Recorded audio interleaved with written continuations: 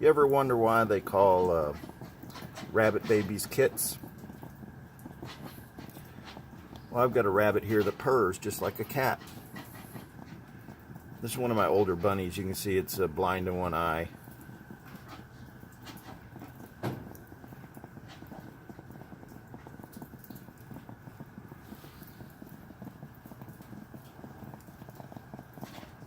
This is one of our pets.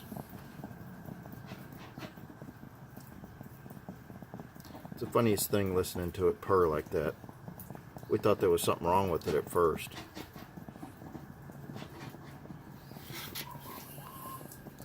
He's a big boy. We call him Jumbo.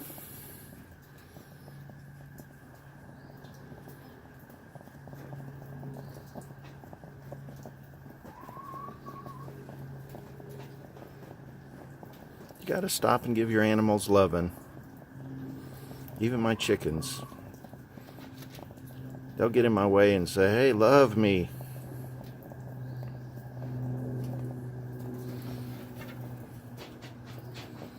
You want some more? Said he comes all the way up to my hand and say, "Hey, do it some more."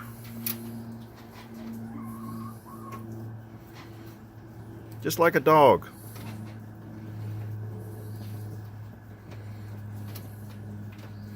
Except these guys got some pretty good claws.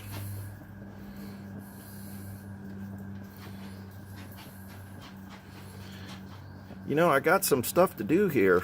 I can't just sit here and play around with you all day.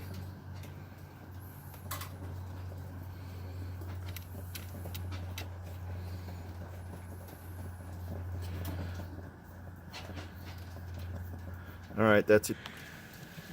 And here's my other rabbit. It's one of our favorites. He's a lot younger.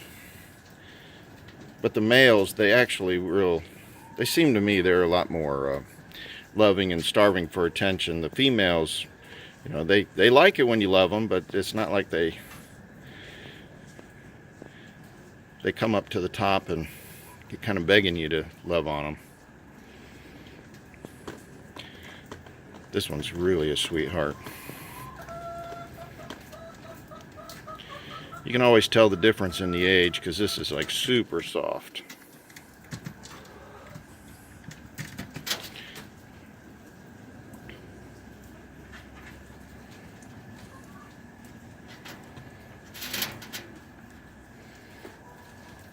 They'll just stop whatever they're doing just to get a good head scratching, and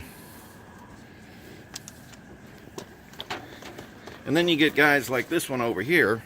He don't really like human touch. He runs away. We've had him for quite a while, but he doesn't care for it. But you know, you get these others that are like, "Oh boy, yeah, give me some more."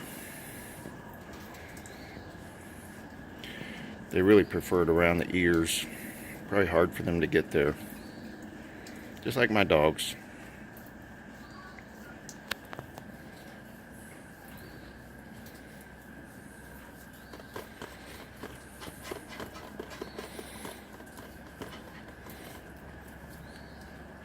Alright, you guys know I got more chores to do. Can't just sit here all day loving on rabbits.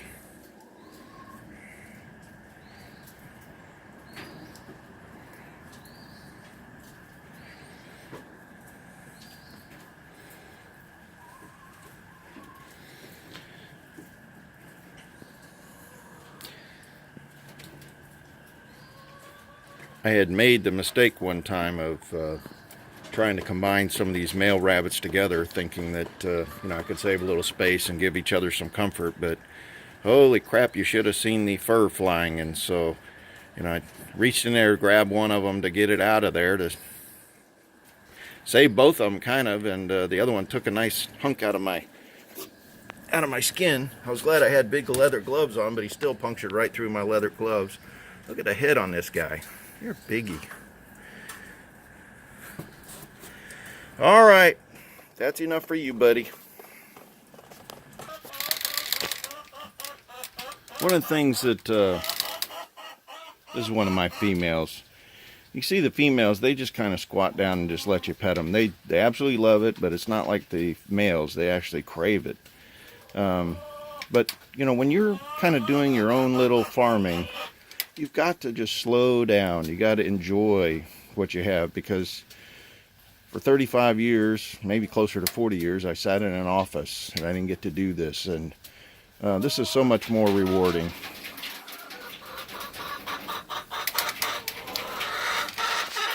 All these mamas are going to be struggling over the next few days while they go through their labor pains. It just becomes more and more difficult for them. Oops. See, she's really close, and so she may not want me to love on her at all, but she's going to have a baby in the next, that wouldn't surprise me, in the next 24 hours.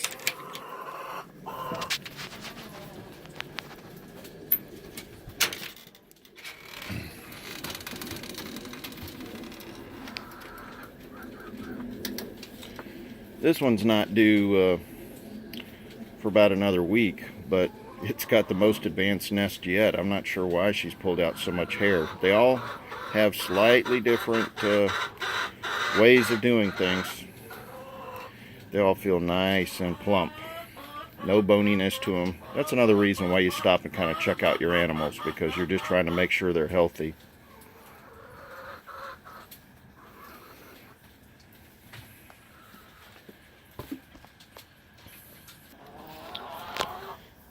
So you might wonder what this is, but these chickens are all lined up to get in the nesting box to lay their eggs.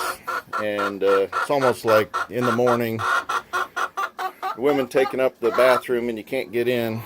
So they're sitting there saying, hurry up, let me in. I got work to do too. No.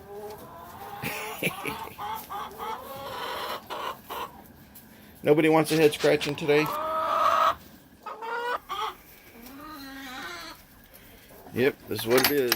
Now, even though in this chicken coop, I guess I've got, 2 chicken coops up here, and there's 5 nesting boxes, I'll get the majority of the eggs in this one little nesting box. Why they like this one, I don't know. Chickens are really weird that way. But she's backed up the whole works here. It's like, do your job so that everybody else can do theirs.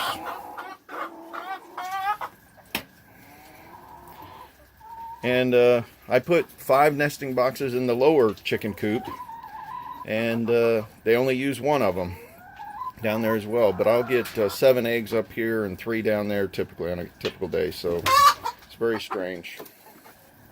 Did you finally do your thing? Yep. Oh yeah, look at those. So the prize just happened right in front of our eyes. I'm a poet and don't know it. All right. That kind of got the back up, so we got the next one in. So this is going to be another piss poor solar day. This is what I've been running into. I'm going to pull up some satellite maps today and kind of show what's happening across the U.S. Don't believe this Green Deal crap that they're trying to push on us. It's just pushing money to their cronies.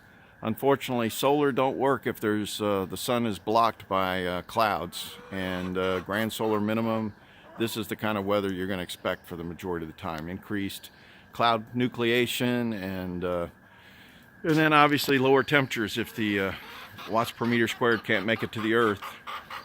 So anyways, there's no break anywhere. This is just, like little pissy light rain, and we just get this days on end lately. Very, very abnormal weather.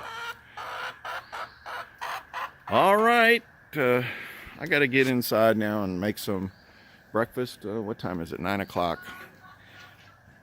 Today is Mexican Day. I get the joy of taking my grandson to Mexican Day. I'm going to show you something real quick. All right, looky what I got here. Last year I planted using seed tape all of these beets, and just been so doggone busy I never even pulled them out of the ground, and it looks like they wintered over wonderfully. Let me show you something. And that one's not much of a bulb.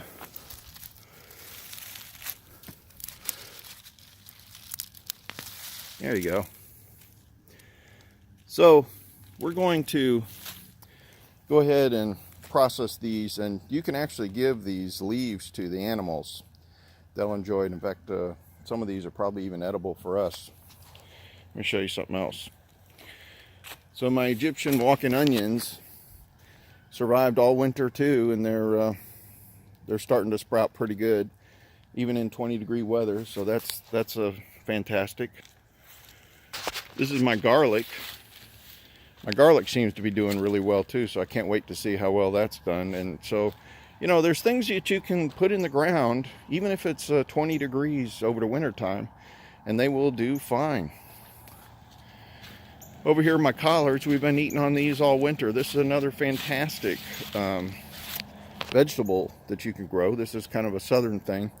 I grew cabbage for probably the 3rd year in a row, and I can never get the dang cabbage to work. Something eats the crap out of them before I realize what's happening, and then it's too late. And my strawberries they're here. Can't wait for spring for them to get going. And lastly, don't know if this was a good idea, but my sweet potatoes are in here, and I just left them in the ground. Again, never had time. In fact, I just noticed something's digging in here, so hopefully it didn't get underneath there and eat everything. So I need to, whenever we get some dry weather, like I said, we've just had nonstop rain.